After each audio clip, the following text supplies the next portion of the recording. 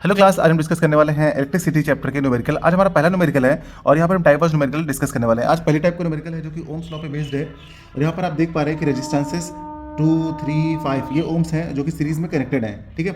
और इसमें एक पोटेंशियल डिफरेंस दे रखा है हमारे पास और उसके बाद बता रखा है कि potential difference across each potential difference, मतलब कि हर एक टर्मिनल में कितना कितना पोटेंशियल डिफरेंस होगा ये फाइंड करना है आपको, ओके। तो सबसे पहले आप क्या करेंगे, यहाँ पर इसका बनाएंगे डायग्राम। रेजिस्टेंस लिख लीजिए, यहाँ पर 3 ओम होगा, यहाँ पर 5 ओम होगा। ये गिवन कंडीशन है, ये आपका की है यहाँ पर की, और ये आपका बैटरी है। बैटरी यहाँ पर वोल्टेज है, कितना वोल्टेज है 30 वोल्ट का यहाँ पर वोल्टेज अप्लाई है। बस ये बन गया आपका इसका डायग्राम, ओके। अब क्या करना है आपको, इसमें फाइंड करना है। तो यहाँ पर ये पूछा गया है कि हर एक रेजिस्टेंस पे, मतलब कितने रेजिस्टेंस पे पोटेंशियल डिफरेंस निकालना है आपको। यहाँ पर कितना 1 होगा, हर एक मतलब रेजिस्टेंस पे अलग अलग क्या होगा, पोटेंशियल डिफरेंस होगा। तो यहाँ पर V1 है, यहाँ पर V2 है और यहाँ पर V3 है। मैं आपको बता दूँ, आपको ध्यान रखना चाहिए कि जब सीरीज कॉम्बिनेशन होगा ना तो उसमें करंट सेम रहती है, ठीक है ना। सीरीज कॉम्बिनेशन में करंट सेम होती है, तो यहाँ पर पोटेंशियल डिफरेंस आपका डिफरेंट है, रेजिस्टेंस डिफरेंट है, बट आई क्या होगा वो सेम होगा। तो आई कहाँ से निकलता है, ये पॉजिटिव हो गया टर्मिनल और ये निगेटिव हो गया, तो आई इधर से निकलेगा। यानी कि करंट जो आपकी आई है वो यहाँ से फ्लो के जा रही है और पूरे सर्किट में सेम रहेगी, यानी यहाँ पर भी आई, यहाँ पर भी आई, यहाँ पर भी आई, और वापस आएगी तभी करंट आई ही रहेगी। ये सब चीज़ें ध्यान दीजिएगा, बहुत इंपॉर्टेंट है।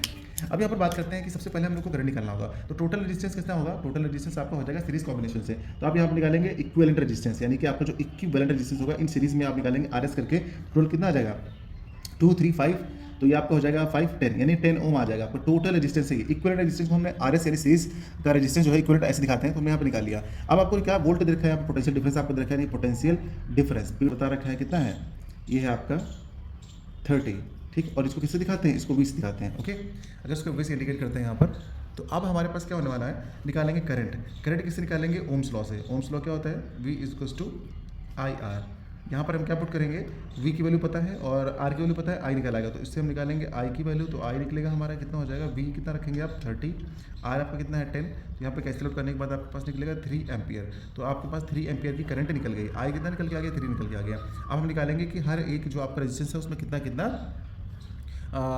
वोल्टेज अप्लाई किया गया है। तो यहाँ से चलिए सबसे पहले हम इस वाले केस में निकालते हैं, पहले वाले केस में। तो V1 निकालने के लिए क्या करेंगे, V1 = क्या करेंगे, IR1 किया। I को हमने चेंज नहीं किया क्योंकि I क्या है, कांस्टेंट है। तो आप यहाँ पे क्या करोगे, सबकी वैल्यू पुट कर दोगे। अब वैल्यू पुट करोगे I की, तो I की वैल्यू कितनी है, I की वैल्यू तो आपको 3 निकली है, ठीक है। और R1 की वैल्यू कितनी है, 2 है, तो आप यहाँ पर 2 पुट कर दोगे, तो बस 2 आ गया। 3 2 जो कितना हो गया, 6 हो गया। तो 6 वोल्ट, यूनिट लिखना मत भूलिएगा, नहीं तो मार्क्स आपके कट जाएंगे।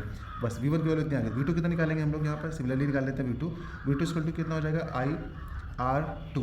I की वैल्यू तो 3 रहेगी और R2 कितना है, यहाँ पर 3 ओम है, तो आप यहाँ पर निकाल लोगे 3, यानी कि ये वैल्यू कितना हो जाएगी, 9 वोल्ट।